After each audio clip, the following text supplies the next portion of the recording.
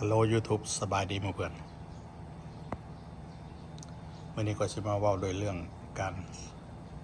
ถอดประกอบฝาหน้าฝาครอบหน้า Honda Move ออกเนาะก่อนอื่นก็ต้องใส่ประแจใส่ตุลปิดจุ่มน้อย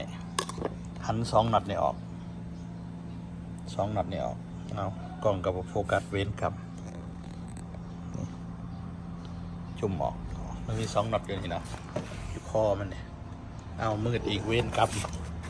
โอ้ยกล้องนี่ก็ได้นี่เห็นบ่1น็อตซ้าย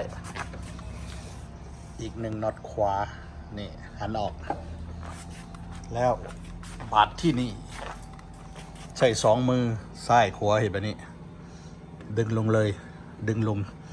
หักดึงจองลงนะจองลงนี่มันก็จะขวาออกไปสิเอา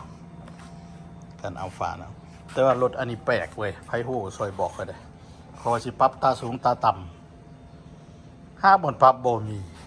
บุคือสกูปี้แปลกประหลาดประหลาดเอาเวลาเอาเข่ากัน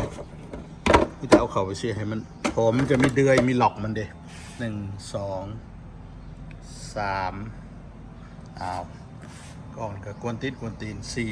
4เนาะ5 6นี่แหละประมาณเดือยมันนี่นะประมาณ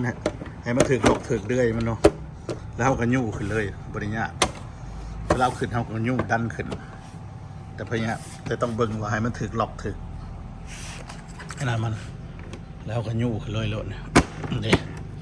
เดี๋ยวเข่ารถที่แก็บนะดันขึ้นรถ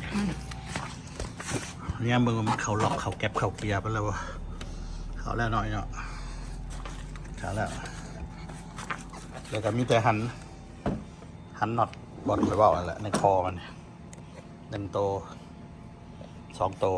หัวซ้ายแล้วก็ถือว่าจบรถอันนี้แปลกรถประหลาด Honda Move หาบอลนั้นปรับตาสูงตาต่ำผมมีไปหู้ช่วยบอกใครได้บ่อยากขี้ข้านไปหาสร้างนะยันสร้างได้เงิน